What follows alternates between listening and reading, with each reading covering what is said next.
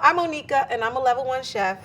Hi, I'm Daniel, and I'm a level 2 chef. I'm Frank. I'm a chef instructor at the Institute of Culinary Education, and I've been cooking professionally for 24 years. I love paella because it's rice on steroids. Today, I am making a shrimp and chorizo paella. It mixes a little bit of the surf and a little bit of the turf and brings it together into this awesome dish. Finally, today, I get to make paella. Paella is one of those dishes that everyone thinks is extremely difficult, but it really isn't.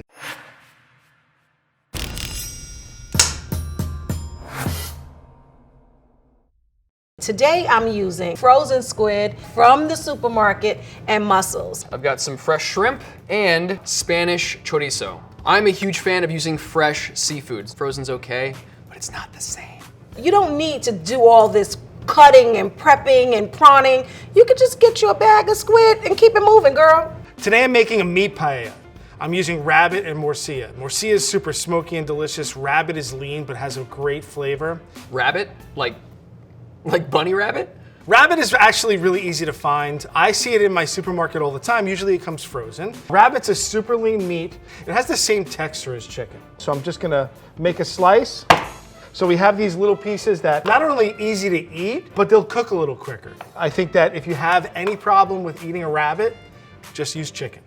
To get a really good paella, you do not need all these crazy exotic meats. So these are regular mussels that you'll get from the supermarket. You just want to make sure that you clean them because they have like this grit on them and you do not want the grit. And just get in there, put your mussels into your mussels. The whole seafood paella thing is like a later invention. And for the most part in Spain, you won't find people mixing meat and seafood. In Spain also, they will kind of yell at you if you put chorizo in it too. Chorizo is like one of my favorite things to use in cooking. It's cured like salami almost. I think it adds a ton of flavor without adding too much work. I'm basically going to cut my chorizo into thin little circles, little discs, like that. So my mussels are clean. My squid is defrosted, look at it, and we're ready to go. Let's work with our morcilla. Morcilla is a blood sausage. It's made with pig's blood, ground pork meat, some sort of binder like rice or breadcrumbs, and spices. And it's usually smoked, so it's absolutely delicious. My chorizo is done, and now I'm going to season my shrimp. Just putting some salt and pepper on both sides. I'm just gonna turn all the shrimp over and do the other side. That's really all there is to it. Very quick and easy. So now it's time to get my veggies ready. I'm gonna start with my onion. I prefer using a sweet onion just because they don't make me cry. I have a nice white onion here. White onion is always the best flavor for me. Traditionally, people will cut onions, they go kind of follow these lines, and then they do this cut. But I always get a little nervous with that because I don't like cutting towards myself. So whenever we're in a restaurant, we want to go as fast as possible. We take the onion, we get the lines, we cut across the lines, not all the way through, go up and over the rainbow, and then the onion will separate along its natural separations. And you want to chop loud, right? So the people in your house can think that you're slaving away. It looks good. And see, I'm not crying yet. So there's that. I'm gonna go on to the garlic. The only thing I don't love about garlic is getting the peel off. I'm just gonna take them, give them a little whack with the side of the knife, just to kind of get the skin off. Just gonna mince this down. So I want this really, really small pieces. I just kind of rough chop my garlic because the more you process it, the stronger it gets. Onto my bell peppers. There's a red pepper and a yellow pepper. I chose a red bell pepper for this. You want to use a yellow or an orange pepper, that's fine, but I usually stay away from the green ones. I think they're a little too sharp for this dish. You paid good money for that pepper. Don't throw away the tops and the bottom. I just cut them in half. I get my garbage bowl and then I pull out the seed pod, right? And if there's any ribs in there or any extra seeds, I just tap them out and get rid of them. Now I have a full pepper I can use rather than throwing out the top and the bottom, right? So I'm just gonna process this by cutting it into long strips. And I think that these add a nice A color and B crunch to the dish. I'm just gonna dice it from here. One of the vegetables I do want you to see in my finished paella is hot pepper. I'm using Italian long hot peppers in my paella. I'm gonna cut these into rings so you can see them in the finished dish. If you have not cooked with jalapeno, I don't know what's wrong with you. This takes everything to another level.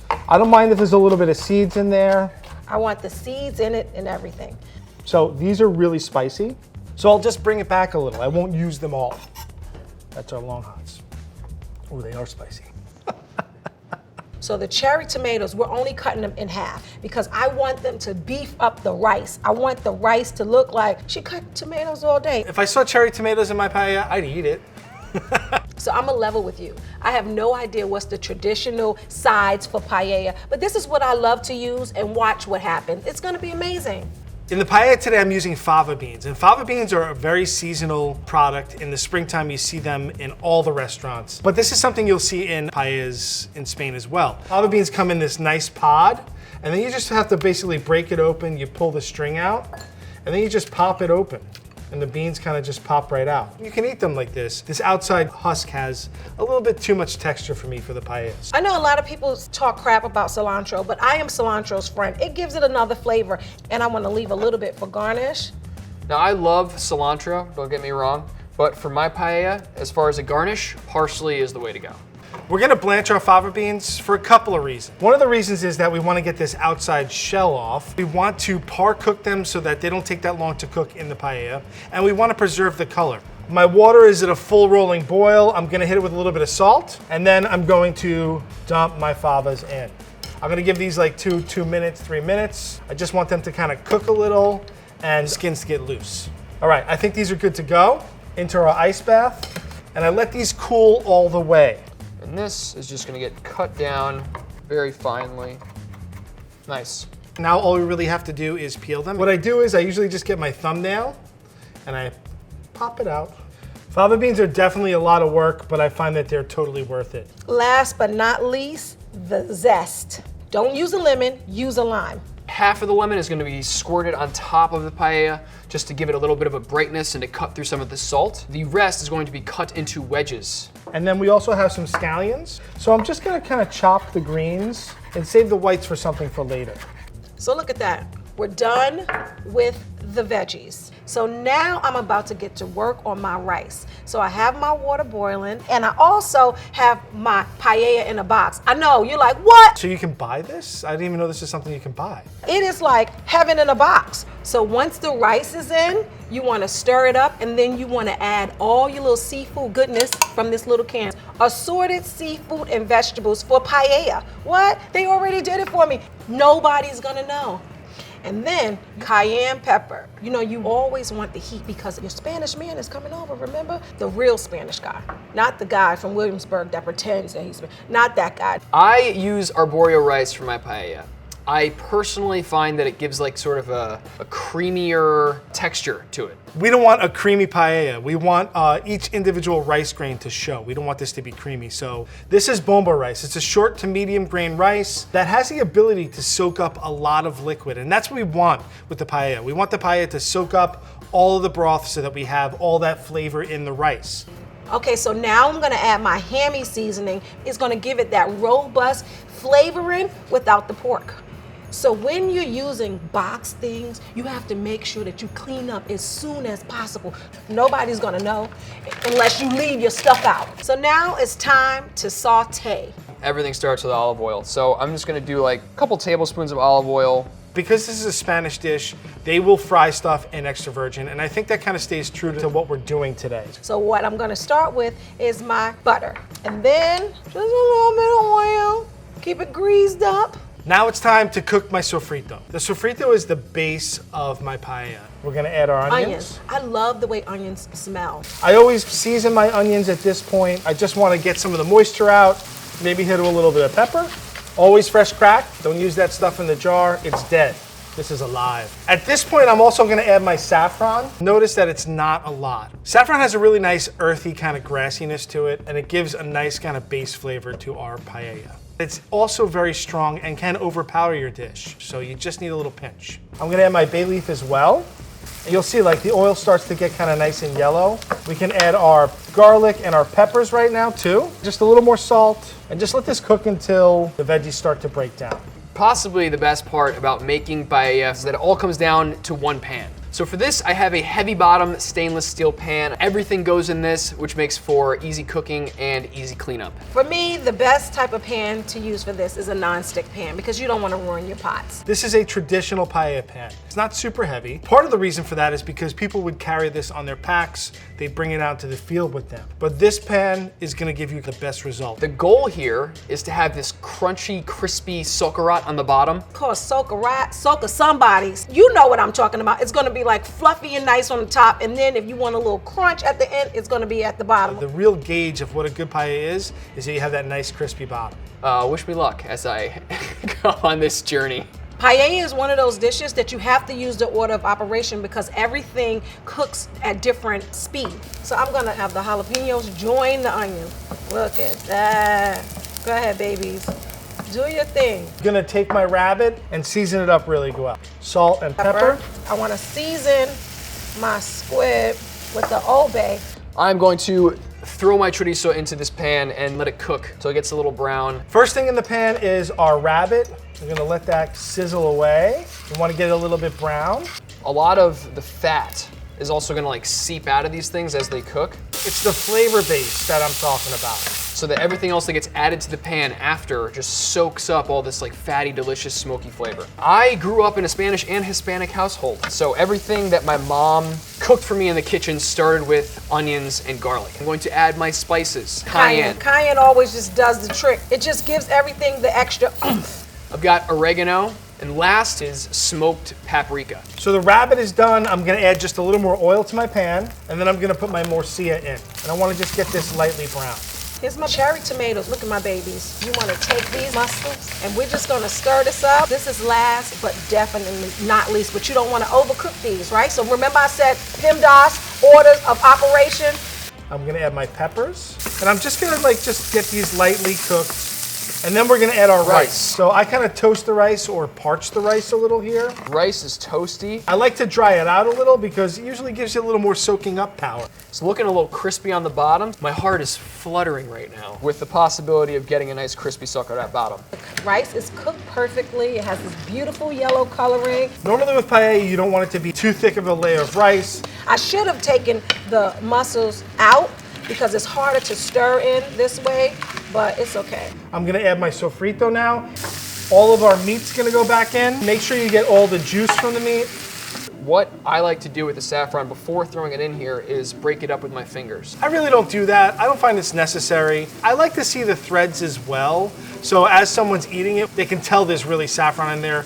Now I'm going to add my can of diced tomatoes, my bell pepper, and then we're gonna add our stock. If our stock or broth isn't seasoned well, our paella is not gonna have a lot of flavor to it. It's gonna be kind of bland. So I'm gonna add some salt and pepper. All my ingredients are in the pan. So I'm gonna throw this medium-low heat. I'm gonna cover it. Don't cover it, just allow the water to evaporate, okay? Once this comes to a simmer and everything's placed where it needs to place, stop stirring. If you stir at this point, you're not gonna get that really nice brown bottom. Leave it alone. So the paella's been on for about 20 minutes now, and you can see a lot of the stock has been absorbed. In that time, I was watching and monitoring. I added a little more stock if I needed it, because I want the rice on top to be cooked and not be chewy. Ooh, smells good. I'm not gonna stir it because I don't want to disrupt the bottom. So I'm just going to take the shrimp and put them around the top. That doesn't look half bad, right? It's time to garnish. Last but not least are frozen peas. Cover goes back on to allow the shrimp to cook. Hi, beautiful. How are you? You look amazing. At this point, I want to add my peeled fava beans and just gonna sprinkle them over the top so they get warm. I'm gonna put a little more of this finishing oil on top. So I wanna make sure that I get that nice sauerkraut. So I'm gonna turn the heat up and I'm gonna listen. You okay? How you doing? Okay, good. And once it starts to get that kind of like slightly burnt smell, I'm gonna take it off. I'm just gonna do a spritz of lemon juice over the top, just because lemon and seafood go phenomenally together. Throw some parsley to garnish. We're gonna hit it with our scallions right now. One more swirl of our finishing oil. And finally, a nice light sprinkling of finishing salt. And we're done. Now we get to eat it. And this is my paella. And this is my paella. And this is my paella.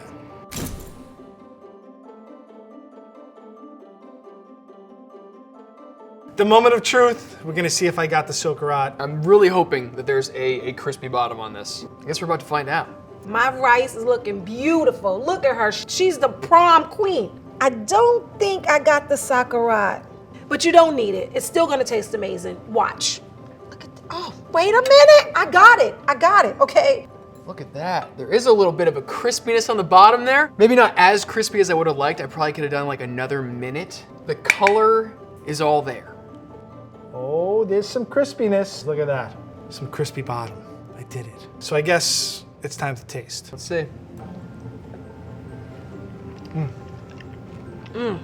Girl, you would slap your umbrella. I mean, you probably not because your uncles probably kill you, but you would want to slap her. It's perfect. This is perfect. This is good. The flavors are all great. The rice cooked perfectly. You get the seafood, so there's like a lot of shrimp flavor, but also the spiciness and smokiness of the chorizo. They sort of marry together in this perfect little blend. I'm very happy with this, and I'm excited to try it again next time.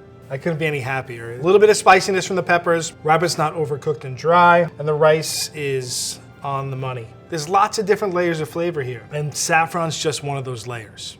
Absolutely delicious. It takes a little time to get down to perfection, right? I'm gonna pat myself on the back for that one.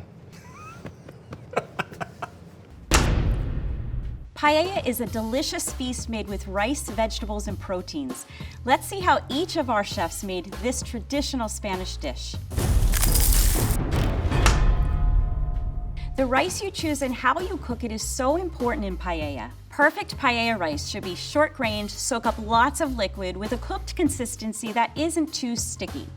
Onika used a convenient product which included enriched rice. Enrichment in the food world means that nutrients that are part of a food which have been removed during processing are collected, dehydrated, and sprayed back onto the original food item. The rice in convenience products is also parboiled, then dried or fissured or cracked so that it rapidly absorbs water when it's cooked. Daniel used arborio rice, a short grain variety that's high in a branched starch molecule called amylopectin that gives it a slightly creamy quality. Daniel used about 2 cups of stock per 1 cup of rice. Frank used a special designation of Spanish calasparo rice called bomba, which is traditional in making paella in the Valencia region of Spain. It's very dry and soaks up more water than other varieties, so the ratio is about 3 cups of stock for 1 cup of bomba rice. Because it absorbs so much water, it doesn't get mushy and sticky. When it comes to paella, you should choose a pan that's shallow and wide so that the rice is in maximal contact with the pan and made of thin metal, which makes the pan responsive to changes in heat. Frank used an authentic paella pan, which is wide and shallow and has slight dimpling on the bottom. If you don't have a paella pan, you can use a regular saute pan, but this pan is gonna give you kind of the best results. Some people feel that the evenly distributed slight dimpled pattern encourages a more even heat distribution, especially when you don't have a heat source that can accommodate the whole pan. This dimpled pan may also harken back to a time when the pans were hammered by hand. Either way, it's traditional to see these dimples in paelleras. Saffron is the most expensive spice in the world and the signature seasoning in paella. Why is saffron so darn expensive? It's extremely labor-intensive to produce, and the numbers in saffron production are staggering. It comes from the stamen of a variety of crocus.